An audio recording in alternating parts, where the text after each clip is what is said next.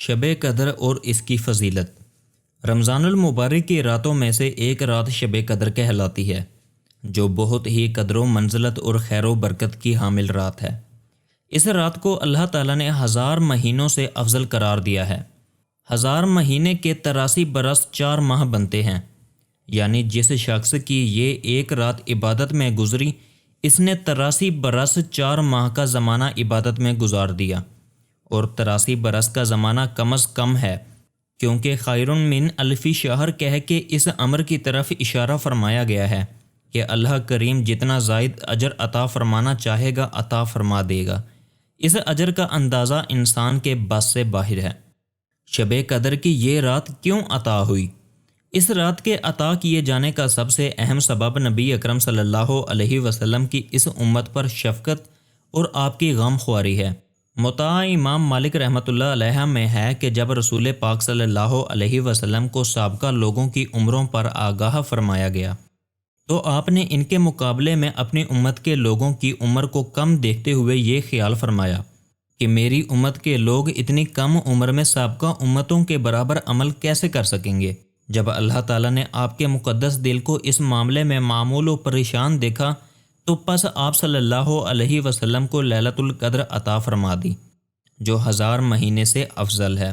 اس کی تائید حضرت ابن عباس رضی اللہ عنہ سے منقول روایت سے بھی ہوتی ہے کہ آپ صلی اللہ علیہ وسلم کی بارگاہ اقدس میں بنی اسرائیل کے ایک ایسے شخص کا تذکرہ کیا گیا جس نے 1000 ماہ تک اللہ تعالیٰ کی راہ میں جہاد کیا تھا، تو آپ صلی اللہ علیہ وسلم نے اس پر تعجب فرمایا اور اپنی امت کے لیے آرزو کرتے ہوئے جب یہ دعا کی کہ اے میرے رب، میری امت کے لوگوں کی عمریں کم ہونے کی وجہ سے نیک اعمال بھی کم ہوں گے، تو اس پر اللہ تعالیٰ نے شب قدر عنایت فرمائی۔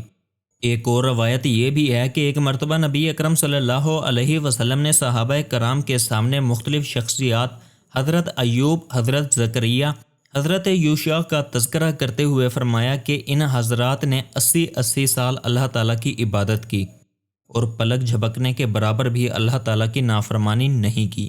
صحابہ کرام کو ان برگزیدہ ہستیوں پر رشک آیا۔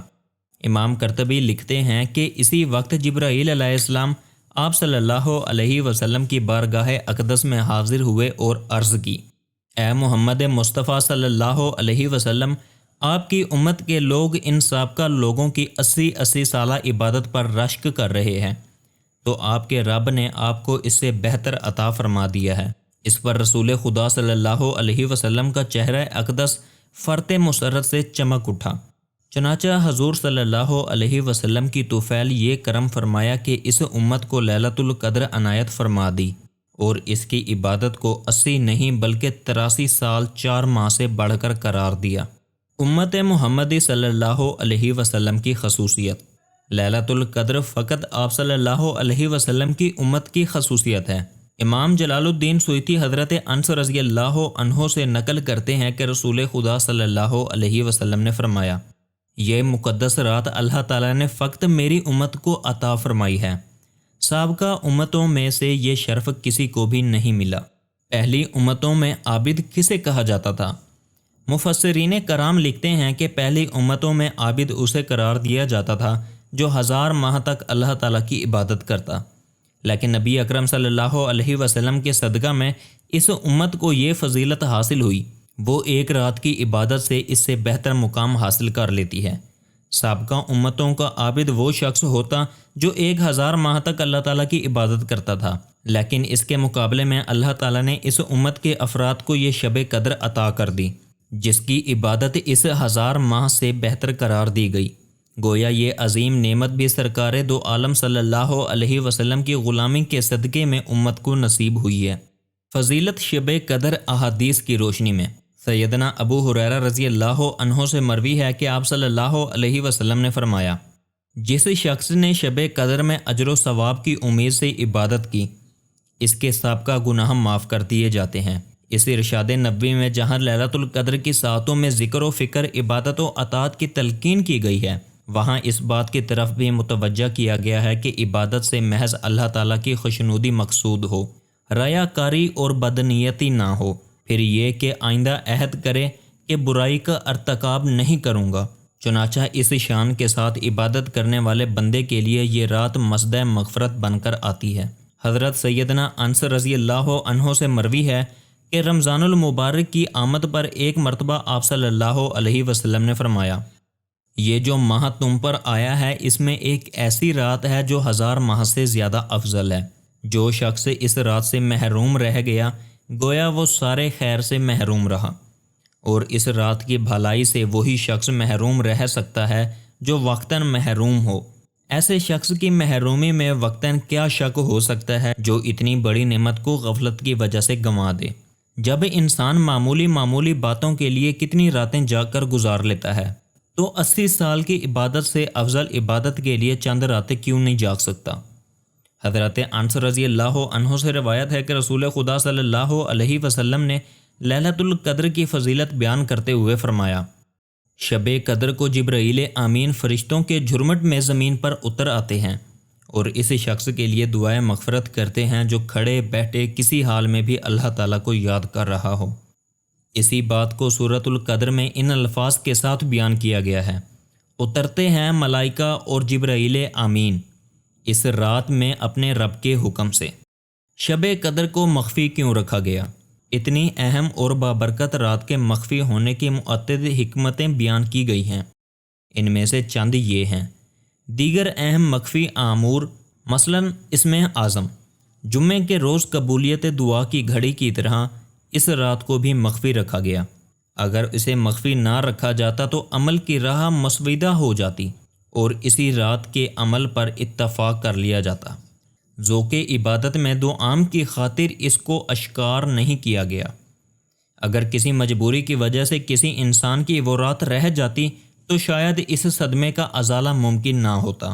اللہ تعالیٰ کو چونکہ بندوں کا رات کے اوقات میں جاگنا اور بیدار رہنا محبوب ہے، اس لیے رات کی تعین نہ فرمائی تاکہ اس کی تلاش میں زیادہ راتیں عبادت میں گزاریں۔ عدم تعین کی وجہ گناہ گاروں پر شفقت بھی ہے، کیونکہ اگر علم کے باوجود اس رات میں گناہ سرزد ہوتا تو اس سے لیلۃ القدر کی عظمت مجروح کرنے کا جرم بھی لکھا جاتا۔ ایک جھگڑا شب قدر کے اخفاء کا سبب بنا۔ ایک نہایت اہم وجہ اس کے مخفی کر دینے کی ایک جھگڑا بھی ہے۔ حضرت عبادہ بن صامت رضی اللہ عنہ سے مروی حدیث میں موجود ہے کہ اللہ تعالیٰ نے اپنے پیارے محبوب صلی اللہ علیہ وسلم کو حکم دیا کہ آپ اس رات کی تعین کے بارے میں اپنی امت کو آگاہ فرما دیں کہ یہ فلاں رات ہے، لیکن 2 آدمیوں کے جھگڑے کی وجہ سے بتلانے سے منع فرما دیا۔ روایت کے الفاظ یہ ہیں، ایک مرتبہ رسالت مآب صلی اللہ علیہ وسلم شب قدر کی تعین کے بارے میں آگاہ فرمانے کے لیے گھر سے باہر تشریف لائے، لیکن راستے میں 2 آدمی آپس میں جھگڑ رہے تھے۔ حضور صلی اللہ علیہ وسلم نے فرمایا، میں تمہیں شب قدر کے بارے میں اطلاع دینے آیا تھا، مگر فلاں کی لڑائی کی وجہ سے اس کی تعین اٹھا لی گئی۔ اس روایت نے یہ بھی واضح کر دیا کہ لڑائی جھگڑے کی وجہ سے انسان اللہ تعالیٰ کی بہت سی نعمتوں سے محروم ہو جاتا ہے۔ یہی وجہ ہے کہ آج امت برکتوں اور سعادتوں سے محروم ہوتی جا رہی ہے۔ مذکورہ روایت سے بعض لوگوں کی غلط فہمی ہوئی ہے کہ شاید اس کے بعد تعین شب قدر کا آپ کو علم نہ رہا، حالانکہ یہ بات درست نہیں، کیونکہ شارحین حدیث نے تصریح کر دی ہے کہ تعین کا علم جو اٹھا لیا گیا تھا تو صرف اسی 1 سال کی بات ہے، ہمیشہ کے لیے نہیں۔ امام بدر الدین عینی شرح بخاری میں رقم الطراز ہے، اس سال تعین شب قدر کا علم اٹھا لیا گیا، کیا اس کے بعد حضور صلی اللہ علیہ وسلم کو اس کی تعین کا علم رہا یا نہ رہا؟ میں کہتا ہوں حضرت سفیان بن عنیہ فرماتے ہیں کہ آپ کو اس کے تعین کا علم تھا۔ ہمارے نزدیک آقا دو جہاں صلی اللہ علیہ وسلم کو نہ صرف تعین کا علم ہے بلکہ آپ صلی اللہ علیہ وسلم بعض غلاموں کو اس پر آگاہ بھی فرماتے ہیں۔ شب قدر کا وظیفہ۔ حضرت عائشہ رضی اللہ عنہا سے مروی ہے کہ میں نے رسالت مآب صلی اللہ علیہ وسلم سے عرض کیا کہ شب قدر کا وظیفہ کیا ہونا چاہیے، جو آپ صلی اللہ علیہ وسلم نے ان الفاظ کی تلقین فرمائی، جس کا ترجمہ ہے، اے اللہ تو معاف کر دینے والا ہے اور معافی کو پسند فرمانے والا ہے، پس مجھے بھی معاف فرما۔ یہ آیت رمضان الکریم کے آخری عشرے کی دعا بھی ہے۔ تو ناظرین، یہ ویڈیو یہاں پر ختم ہوتی ہے، آپ سے ملاقات ہوگی انشاءاللہ اگلی ویڈیو میں۔ اپنا خیال رکھیے گا، اللہ نگہبان۔